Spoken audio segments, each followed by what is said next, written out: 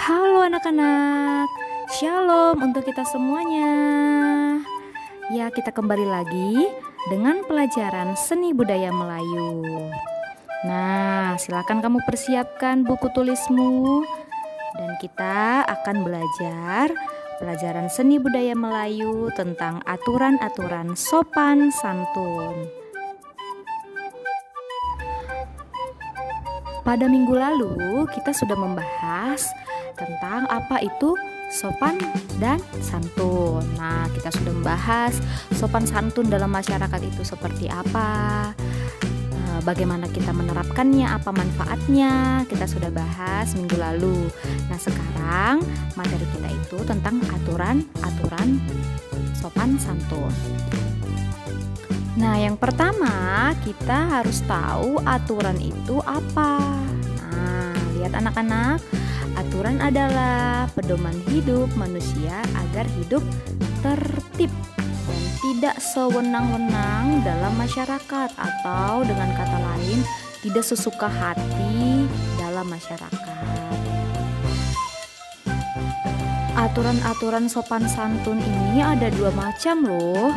Pertama, dilihat dari bentuknya, ada aturan tertulis. Nah, aturan tertulis itu apa? Aturan tertulis adalah pedoman yang tertulis dan disepakati secara bersama. Dan biasanya aturan ini ditulis dan ditempel supaya apa? Supaya masyarakat bisa membacanya. Setiap hari masyarakat bisa menerapkannya dalam kehidupannya. Kemudian contohnya apa? Pertama itu ada tata tertib sekolah. Di sekolah kita nak, ada tata tertib yang harus kamu laksanakan. Misalnya menggunakan seragam, harus menggunakan seragam sesuai dengan harinya. Kemudian ketika menggunakan seragam harus lengkap dengan tali pinggang, topi, dasi, kemudian sepatunya harus berwarna hitam, kaos kakinya pada hari Senin harus berwarna putih, pakai baju pramuka atau seragam pramuka, kaos kakinya harus warna hitam. Dan ada juga aturan-aturan di sekolah itu yang harus kamu laksanakan lagi. Datang tepat waktu ke sekolah, itu adalah salah satu tata tertib dari sekolah. Nah, yang kedua ada aturan tidak tertulis, atau mungkin ini kesepakatan yang dilakukan secara bersama dengan ucapan, ya, tidak ditulis. Contohnya apa? Ketika bertamu atau kamu pergi ke rumah orang lain, sebelum masuk berilah salam, atau sebelum masuk ketuklah pintu. Jangan asal masuk saja. Itu berarti ketika kamu datang ke rumah orang lain asal masuk saja, tidak ketuk pintu, tidak berikan salam, berarti kamu melanggar aturan sopan santun secara tidak tertulis, ya.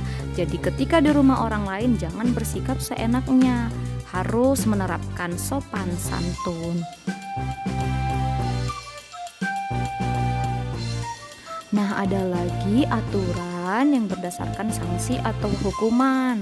Ada dua macam. Yang pertama, aturan yang mempunyai sanksi hukum. Kalau sudah berhubungan dengan sanksi hukum, berarti ini berhubungan dengan polisi juga, nak. Berhubungan dengan hukuman-hukuman yang ada di Indonesia.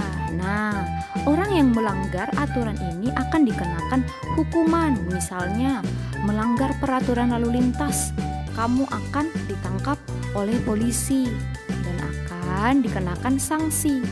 Dan kemudian kamu mencuri, atau ada lagi kasus merampok, membunuh, dan lain-lainnya, itu akan dikenakan sanksi yang berat oleh pihak hukum seperti kepolisian, ya nak. Nah, tadi kan kita sudah pelajari tentang yang mempunyai sanksi hukum. Yang kedua itu ada aturan yang tidak mempunyai sanksi hukum.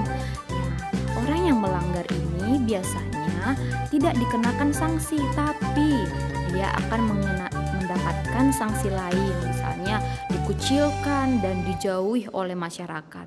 Karena apa? Karena perbuatannya tidak mengenakan orang lain, tidak mempunyai sopan santun. Seperti apa?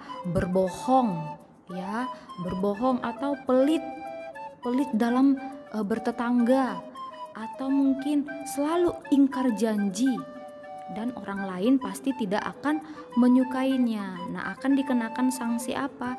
Mungkin akan dikucilkan atau dijauhi oleh orang lain.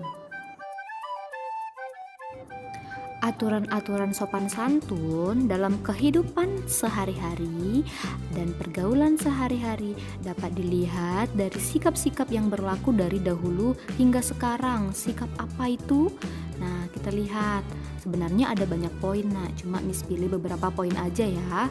Ada sikap duduk, berdiri, berjalan, sikap bicara, ya itu juga diperhatikan, sikap makan, serta sikap bertamu, sikap menerima tamu, dan lainnya. Nah, mari kita terapkan sikap-sikap sopan dan santun yang harus kamu lakukan. Supaya apa? Ketika kamu melakukan itu semua, berarti anak-anak Miss semuanya sudah bisa menjadi masyarakat yang mempunyai pribadi yang baik atau pribadi yang sudah mempunyai sopan dan santun. Nah, itu dia penjelasan tentang aturan-aturan yang ada dalam masyarakat terkait dengan sopan santun. Nah, tugas kamu mencatat atau membuat catatan tentang aturan-aturan sopan santun.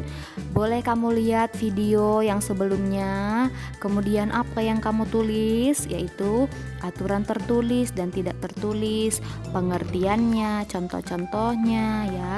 Kemudian aturan yang mempunyai sanksi hukum dan tidak mempunyai sanksi hukum.